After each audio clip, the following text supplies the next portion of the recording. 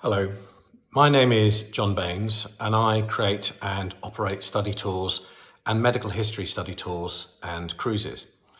Our tours and cruises are led by tour leaders and speakers who impart their knowledge and their enthusiasm for their subject into the tour and reveal a lot about a particular profession or an aspect of history. Today, we have created 3 medical history shorts. The first is by speaker Professor Rosalie David, who talks on the medicine of ancient Egypt. The second is by expert in the history of pharmacy, Briony Hudson, and Briony will be talking on theriac, the wonder drug. Michael Crumplin is a retired surgeon, and Michael will be talking about the Battle of Waterloo, the battlefield injury sustained, and the operations used at the time. Listening to these talks reminded me once again of what wonderful tour leaders we have, what fantastic knowledge they have, and how gifted they are at imparting that knowledge. I greatly enjoyed listening to these shorts, and I'm sure you will as well. Many thanks. My name is Rosalie David and I'm Professor of Biomedical Egyptology at the University of Manchester. In this presentation, I'm going to talk to you about some of the highlights on a Nile journey, which tie in with the history of one of the most ancient medical systems in the world. Now, Egypt is the gift of the Nile. It has very little rainfall, but until the 20th century, the Nile flooded annually and created a cultivated strip along either bank. In the edge of the desert, the Egyptians buried their dead in pyramids and tombs and graves, and they built their cities and towns in the cultivation. So what has survived are the ancient burial sites and the temples, because these were built of stone. So in these we have a wealth of material from the ancient civilization: art, artifacts, inscriptions, and of course skeletal and mummified remains. Now, one of the places we visit on the tour is Saqqara, and on the right hand side you can see the step pyramid of Saqqara. This was designed and built by a man called Imhotep. He was the vizier or first minister of King Zoser. And this is the world's first known major stone building. The pyramid form eventually evolved into the smooth-sided pyramid, which you can best see at Giza, shown on the left. Now, the Egyptians, in fact, deified Imhotep as a god of medicine, and the Greeks continued this thousands of years later. So when we go to Saqqara, as well as visiting these major monuments, we also go to the Imhotep Museum. We visit quite a few temples on our journey up the Nile, and the temple was the god's house, and it also symbolized the island of creation, where the creation of the universe and mankind and everything had taken place. Here you can see 2 views of the temple of Amun at Karnak, and this is part of the largest surviving temple complex in Egypt. In particular, we visit some temples that had a role in treating and healing patients, and also probably in training doctors. Now, at Karnak, in an area known as the precinct of Mut, you can see the remains of over 300 statues of the lioness-headed goddess Sekhmet. She was regarded as the bringer of plagues, and she was worshipped as a goddess of medicine because they tried to placate her and persuade her not to inflict the evil of epidemics on Egypt. So these statues may have been erected as a focus for worship of the goddess, and this would have been intended to stop the epidemics which possibly affected Egypt.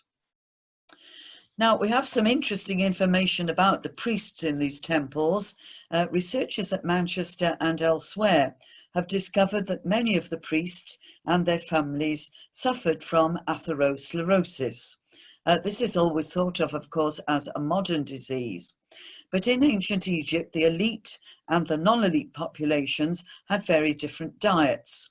The diet of the general population was mainly bread, vegetables, and fruit, with some fish and very occasionally meat.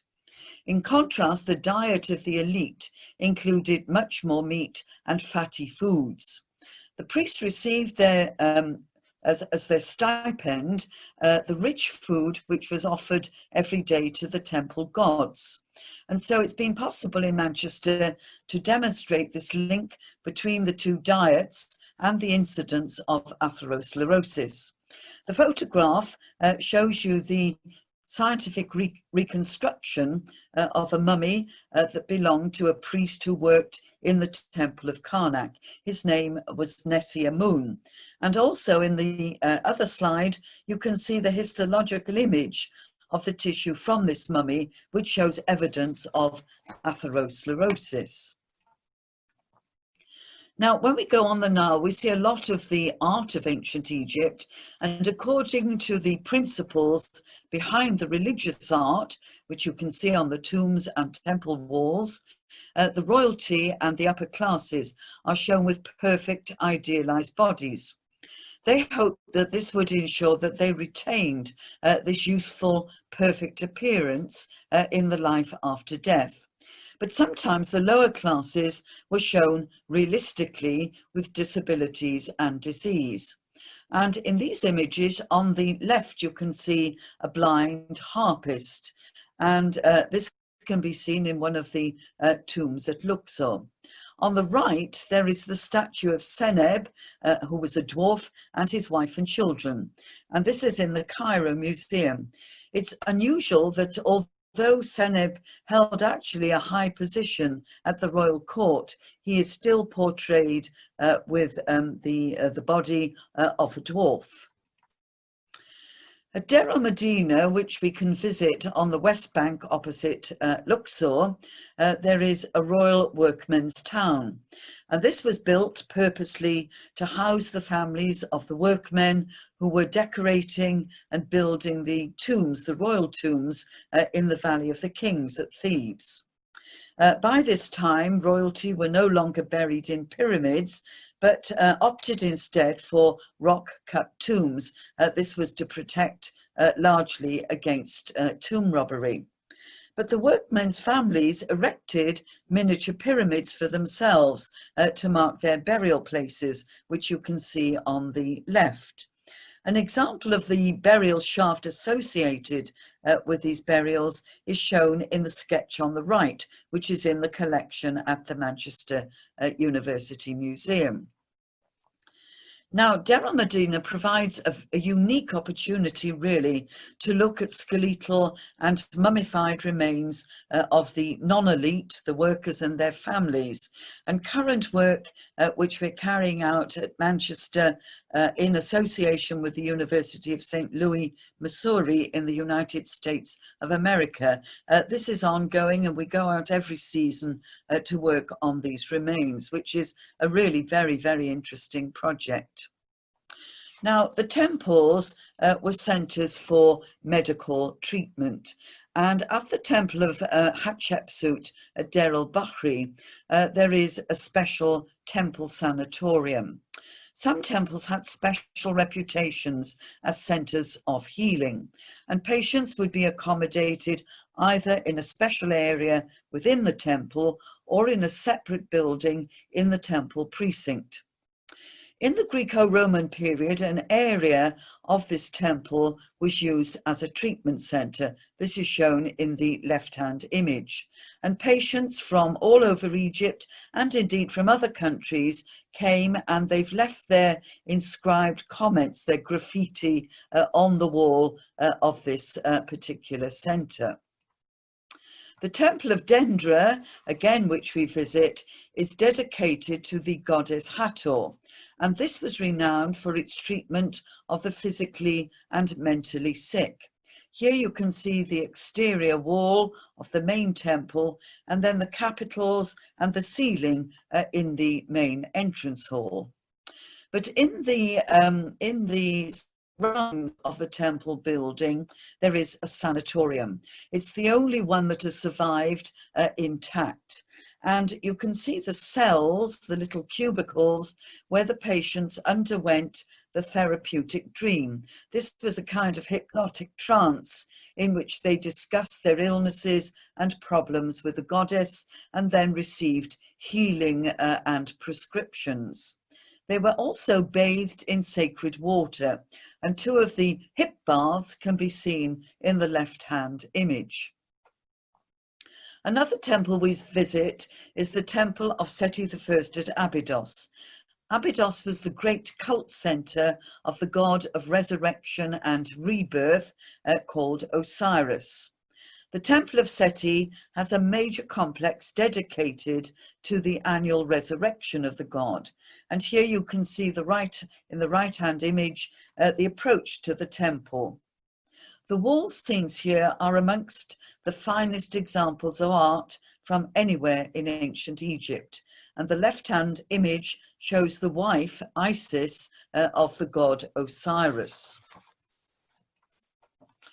Another temple we visit is that of Horus at Edfu, and this belonged to Horus, the husband of Hathor, the goddess at Dendra, and it's the best preserved of all the temples.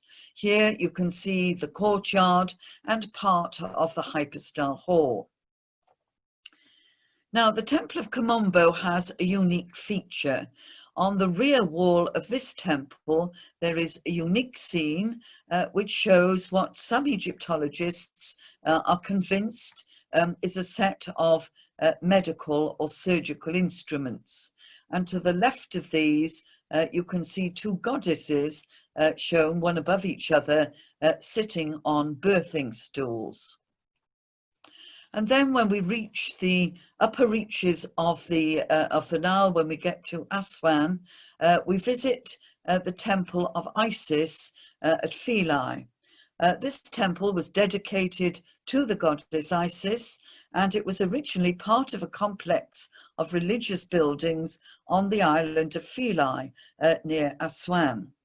However, the construction of the high dam at Aswan in the 1970s would have completely drowned these buildings. So they were dismantled and re-erected on the neighbouring island of Biga, which you can see here.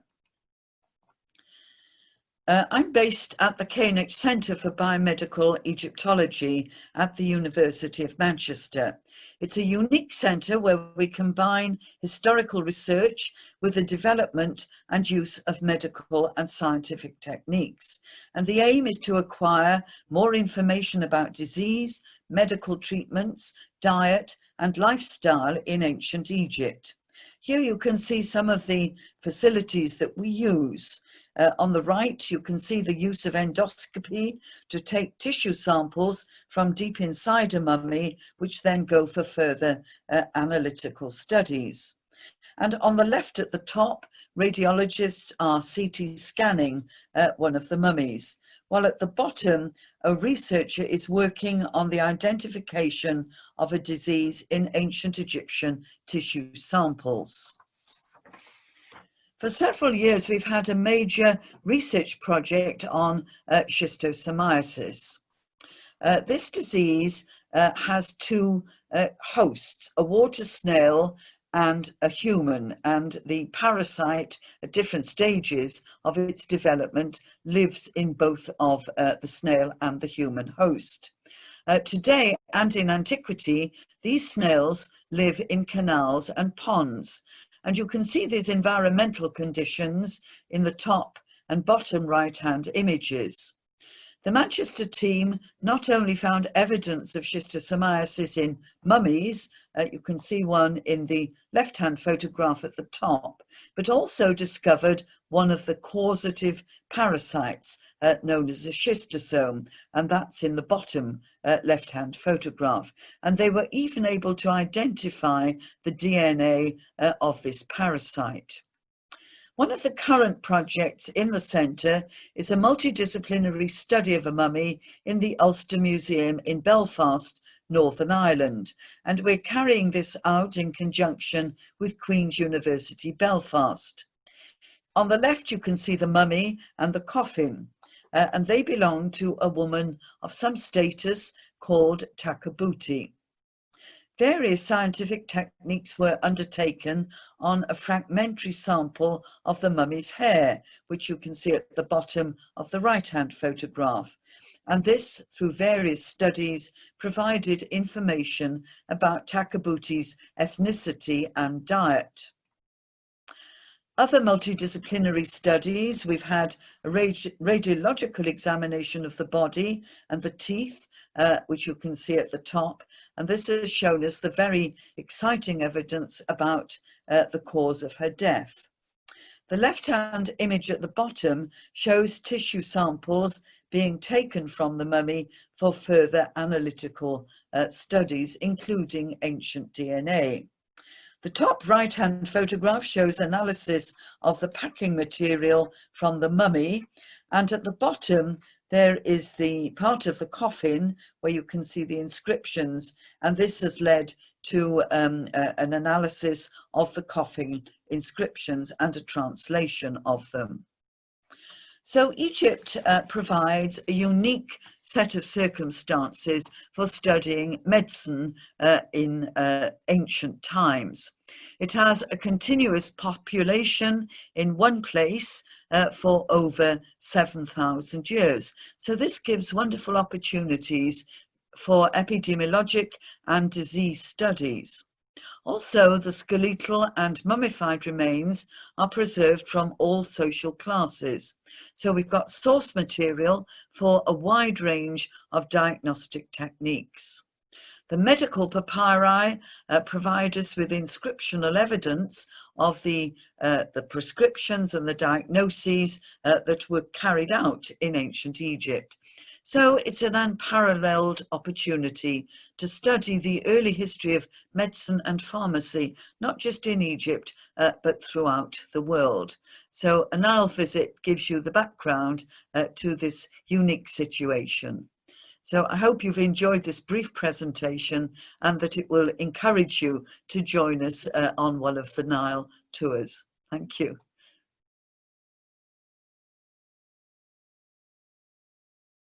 Hello, my name's Briony Hudson. I'm a freelance pharmacy historian and museum curator, and I'm currently also the president of the Faculty of the History and Philosophy of Medicine and Pharmacy at the Society of Apothecaries. And I want to tell you a short story today entitled Going Down the Treacle Mines, a very short history of theriac.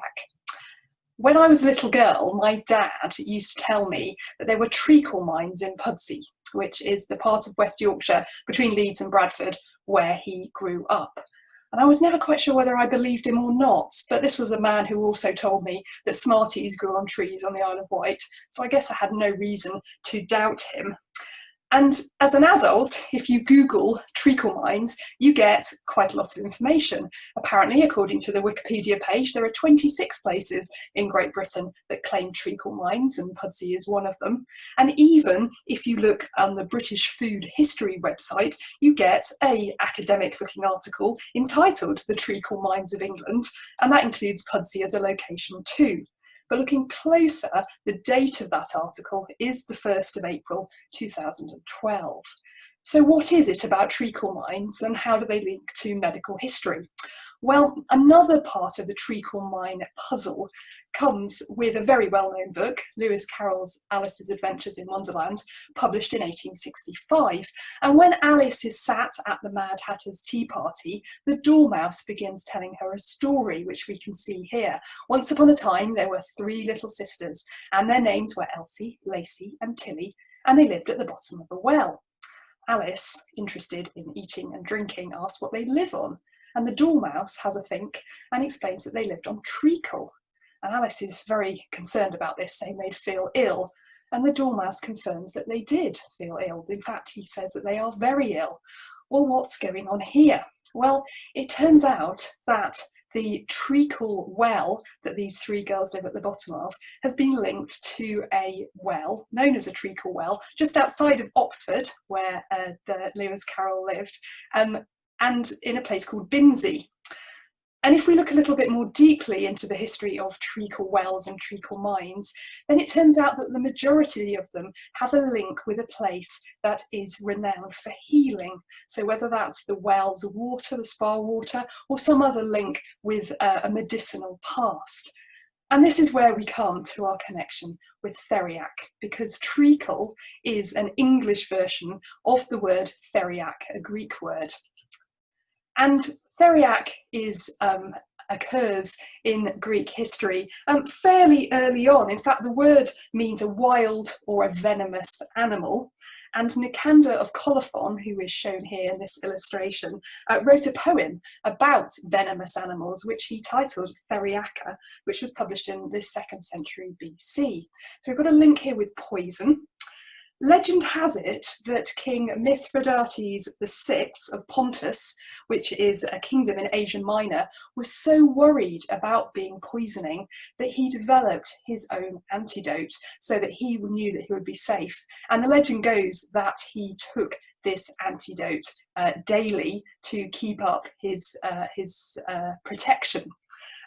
One of the key ingredients, it is said, in this antidote is viper's flesh, and that is because of the belief that because snakes themselves are venomous, then they contain a substance within their bodies that protects them from that poison. And so by including that ingredient in his recipe, Mithridates would be able to protect himself from poisoning. The name Mithridates, or Mithridatium, as you can see on this lovely 18th century jar, got transferred from the king to the substance and has a very long history. When the Romans conquered Pontus, they seized the famed remedy and apparently took it as something that was very highly prized and looked at how they could improve it. Emperor Nero asked his physician, Andromachus, to make some tweaks to the recipe, which Andromachus did. Based in North Africa, he added skink rather than viper flesh to the recipe, a lizard that is native to that area. Now, Andromachus's improved Mithridatium got known as theriac Andromachus, and here is a jar from the Pharmaceutical Society's collection marked to contain that exact remedy. These theriacs, these medicinal treacles, dominated the medicinal market literally for centuries, helped in no doubt by the fact that Galen, the renowned Roman physician, valued them highly, and therefore with his legacy of so much medicinal thought through the centuries came the treacles along with that. There are many surviving jars and containers that were made to hold theriac, evidence, if you like, of its success through the centuries. So this example here is early 18th century. We also have this lovely 17th century Italian theriac jar from the Wellcome collection. There's a beautiful French example here, again 18th century. This pewter jar is actually 17th century and from Venice, and is labelled for theriac on its lid.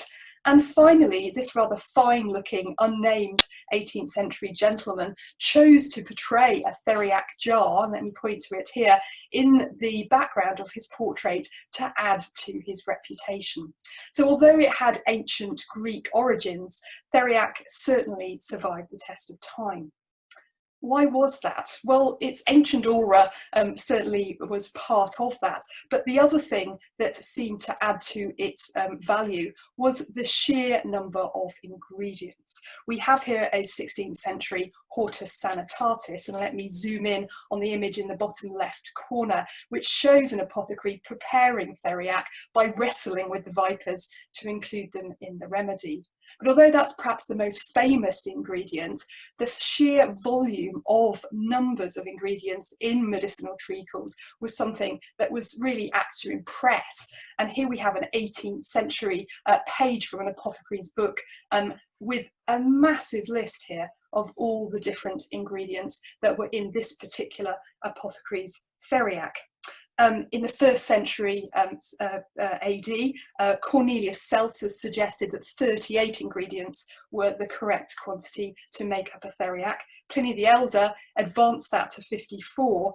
Galen settled around 52 for Mithridatium and 60 for theriac, and the key ingredient remained as viper flesh. As a pharmacy historian, the presence of opium in all of these formulae certainly would also have had value and had some kind of therapeutic action.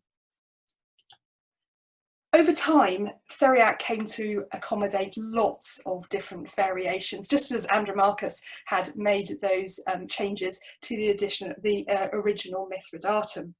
So at about the time that this image was published in the 16th century, showing apothecaries preparing a theriac in a town square, an Italian physician, Mattioli, created what might be called a super antidote, which had 125 ingredients, which included unicorn horn, red coral, and pearls.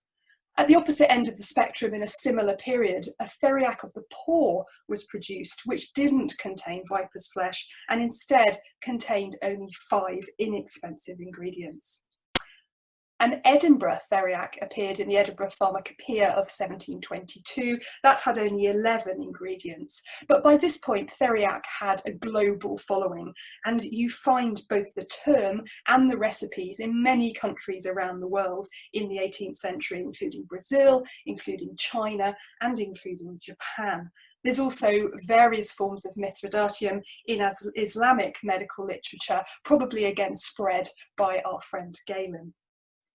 Now, as suggested by this image here with the apothecaries preparing the theriac in the town square, this public display, this pomp and ceremony, was another key ingredient to the value that was placed on theriac. Here we have a lovely image, again from Wellcome, of a public production of theriac, this time in Bologna, and you can see that there are spectators on the upper level of the hall looking down as the apothecaries go through all the necessary stages. And these ceremonies really legitimised the preparations. It meant that theriac could be made in enormous quantities. And in fact, Galen writes way back in ancient history about how well theriac responds to being kept over time, and that it might actually increase its potency. So there was quite a logic to preparing huge quantities, but the public side of these ceremonies was really to show off and to show the legitimacy of all the ingredients going into the preparation. We know that in 1721, the Society of Apothecaries of London made 500 pounds of what they called Venice treacle in their hall. It was supervised by the master and the wardens, and then subdivided into smaller quantities that were individually sealed before being distributed. The fact that the Society of Apothecaries called the substance Venice treacle, and we have another jar here from the Pharmaceutical Society, again containing Venice treacle, theriac from Venice, suggests that Italy was a renowned centre for production. And in fact, Venice itself was one of the key sites that theriac was made for a number of centuries. And it seems to have become almost a tourist attraction to attend one of the public manufacturing sessions of medicinal treacle. John Evelyn purchased his treacle after a ceremony in Venice, and he confessed the making an extraordinary ceremony whereof I had been curious to observe, for it is extremely pompous and worth seeing. So the citizens are impressed, the tourists are impressed, and officials are able to check both the quality of the ingredients and the finished products. As far as we can find out, the last public theriac ceremony occurred in Paris in 1790. But theriac's days were really numbered by the time we get to the 18th century. Nicholas Culpeper, the well-known herbalist, described theriacs as terrible messes of all together. And that was really part of a widespread wave of criticism that began in the 17th century and grew. Another opponent of these preparations was French chemist Nicolas Lemery, which criticised them as monstrous descriptions which only serve the purpose of throwing dust in one's eyes. They are very expensive and difficult to prepare. An English physician, John Quincy, called them relics of ancient superstition. But the criticism really coalesced around this man, William Heberden, who wrote the book you can see the title page of, called Anti-Theriaca, which was an essay on Mithridatium and Theriaca in 1745. He reckoned that the random ingredients, the quantity of ingredients, and their potential toxicity did not stand up against rational theories, and he really couldn't understand how such an ancient remedy could still work against what would be recently found poisons. He really was just explaining that greed was driving theriac onwards through history, that people were trading on its illustrious history, and that actually it would have no use today. There is a question about Heberden's opposition, as he produced his own personal variation of theriac, which became known as Heberden's ink, which remained in the British Pharmacopoeia till 1890. So whether his criticism was completely disinterested is certainly open there to question. But theriacs disappeared completely from the London Pharmacopoeia in 1788, although they appeared or remained in a number of European dispensatories in the mid-18th century, and in a number of pharmacopoeias in France, the Netherlands, Spain and Germany into the 19th century. A pharmacy historian looking around for evidence was sold a product called Andromachus theriac in Rome in 1980s, apparently to treat insomnia and digestive disorders. But most mentions in the 20th century of theriac, such as this one from a 1936 chemist and druggist, refer to theriac, we think, only as treacle, as syrup. You can see under the lung tonic there on the top left, we have theriac amongst the ingredients. So medicinal treacles, their associated ceremony, their associated aura had all but died out by the end of the 18th century, with just some traces remaining into more recent history. That is, unless anyone manages to uncover the origins of the treacle mines, both in Pudsey and further beyond. If you're interested in finding out more about theriac, I wrote a piece for the Wellcome Library a couple of years ago, and it's a particularly good one to look at some of the gorgeous jars and associated imagery with this amazing medicine. Thank you very much.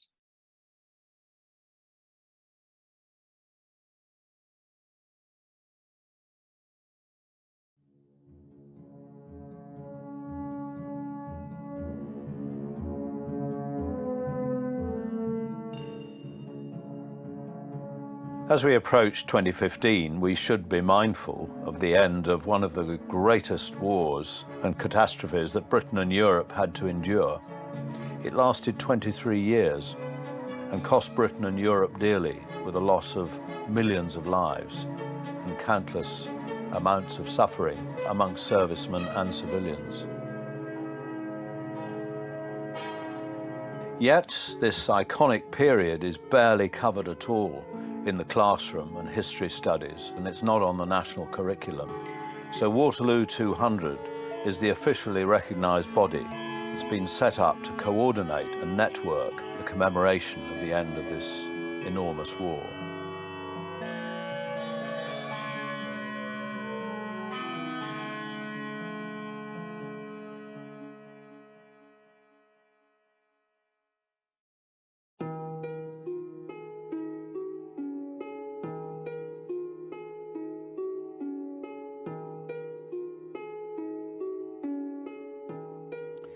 My name is Michael Crumplin, and I'm a retired general surgeon who lives in North Wales.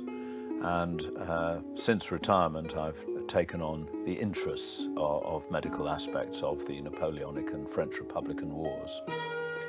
My interest in this period personally started about 50 years ago, when fascinated by an era of revolution, of change, of surging industry and military development and colonization. made me realise that there was a great omission in this period of history, and that was to deal with the medical aspects of the campaigns and the war. The provision of doctors and how they were trained, how men with wounds were treated, and what sort of diseases ravaged armies. And it soon unfolded that there was a vast area of uncharted territory here.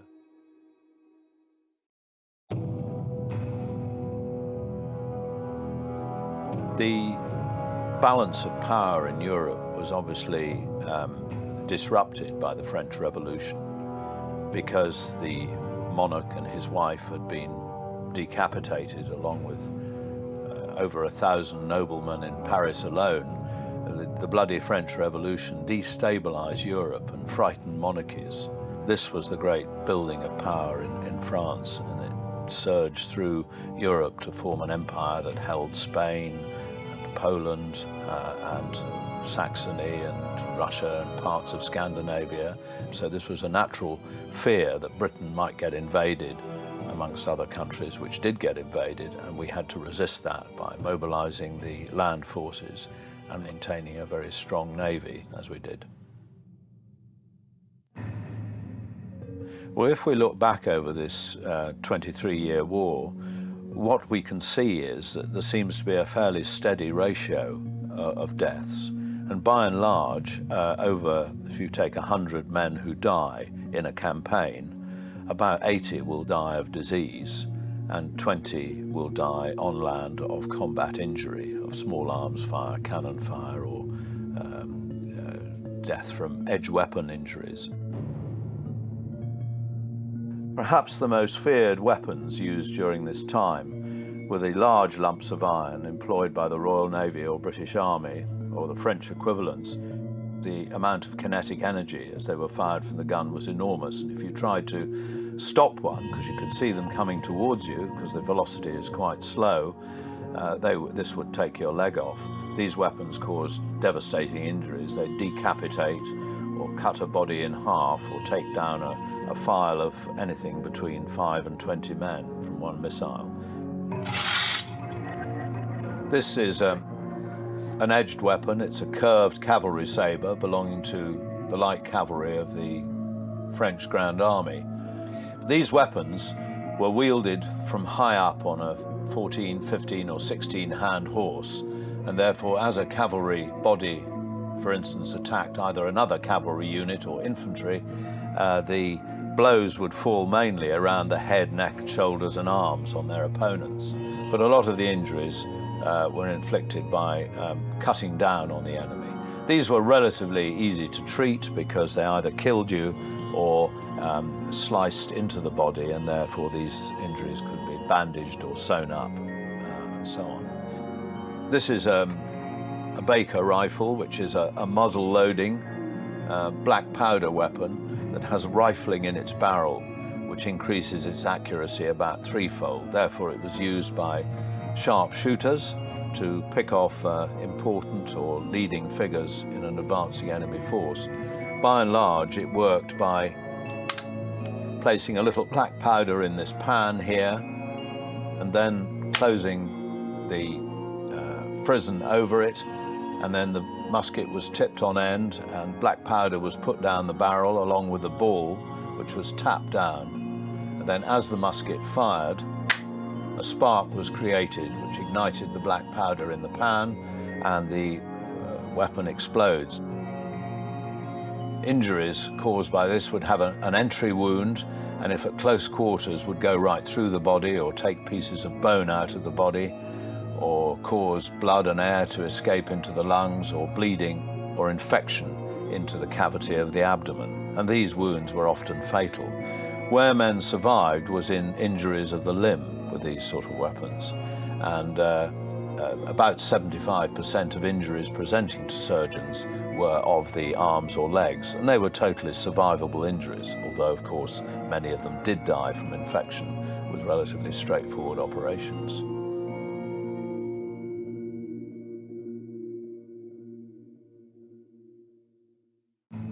You just simply cannot imagine what a post-combat battlefield must have felt like to an observer or somebody lying out suffering on the field, we forget the thousands of horses that are injured and disemboweled, men not getting any water to drink because thirst is a huge problem after injury for various reasons, men crying out for help or death.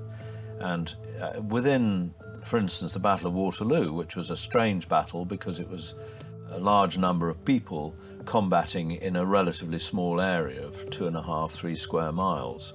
And at the end of the 4 campaign battles of Waterloo, the medical profession had 62,500 injured men to treat. And if you can imagine these lying out on the field overnight, some of them not being picked up for several days and dying of blood loss and in pain. And the great fear on the battlefield was the sense of loneliness, and there was no one there to help you, and you were going to die, even being murdered by friendly soldiers creeping over the battlefield to steal your teeth or your money or your epaulets or whatever. So I think loneliness, pain and hopelessness were a common identical problem for both French and British combatants when they were hurt on a battlefield. So really what we're doing is leading up to a period where there was complete misunderstanding, there was no way of keeping men comfortable, there was no understanding of the disordered functions of the body in combat or disease. Sanitation and public health and medical care was very primitive, and we were just waiting for such big developments as anesthesia and Pasteur's identification of bacteria to emerge.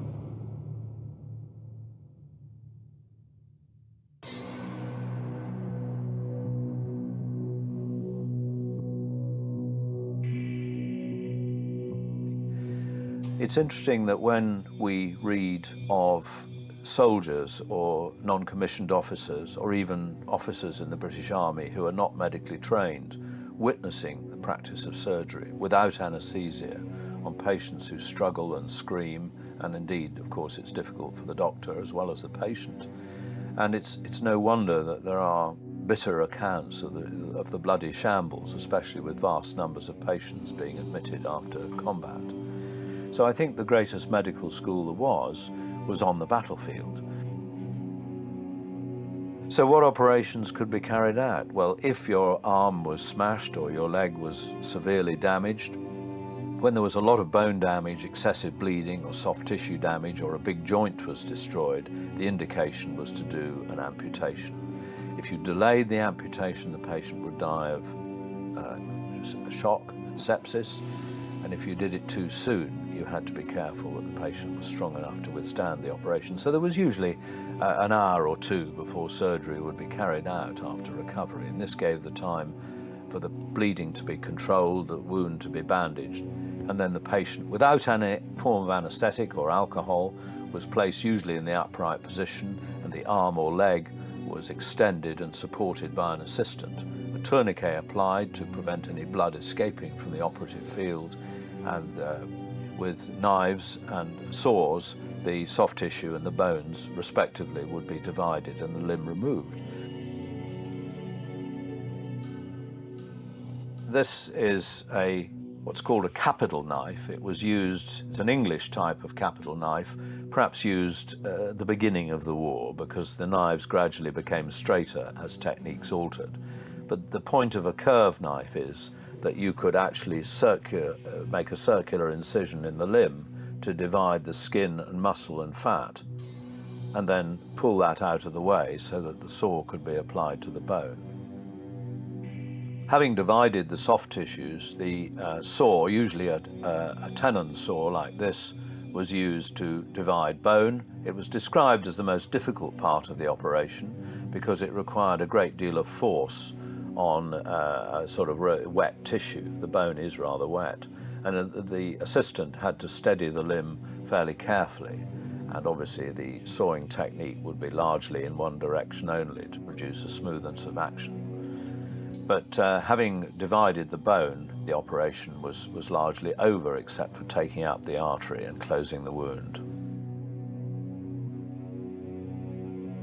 People who had skull injuries inflicted by a sabre or a musket butt or a falling spar in the Navy that had driven bone down fractured the skull and the fragments were driven into the brain, could be operated on by enlarging the wound a bit, by making a circular defect in the skull, by using a trephine or a trepan, and then access could be gained into the skull and the severity of the injured assessed, any missile or debris removed or impacted bits of bone, bleeding controlled.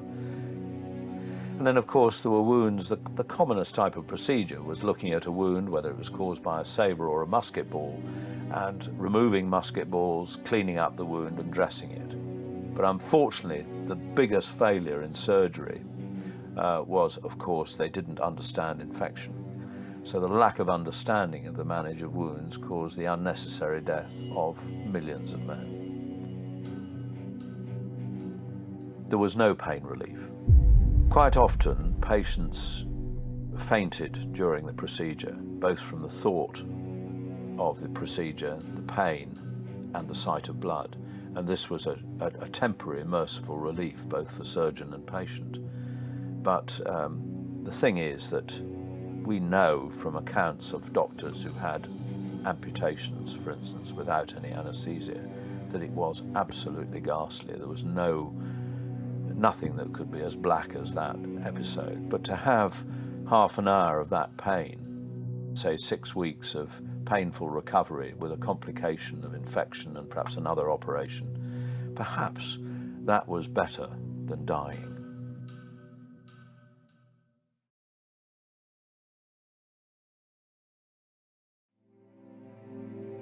I think this war was certainly the last one that was conducted before the advent of steam power and instant communication and high explosive and so forth. And therefore, coupled with the cultural changes, the end of the Age of Enlightenment and all the revolutions, it's an absolutely fascinating period. And it's so important to Britain. And it isn't just the military, it's the forging of a nation. And at the end of the day, so many countries, and even France itself, did not wish for the Napoleonic despotic rule to continue.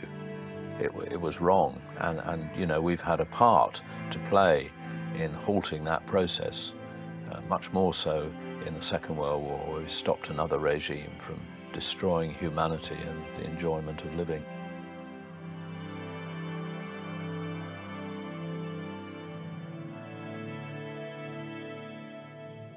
So I think as we are now in the midst of the bicentennial commemorations of the Peninsular War, and we approach 2015, where surprise reappearance of Napoleon challenged us for the last time, we need to be mindful of the huge sacrifices made by all men who believed they were fighting for the right cause.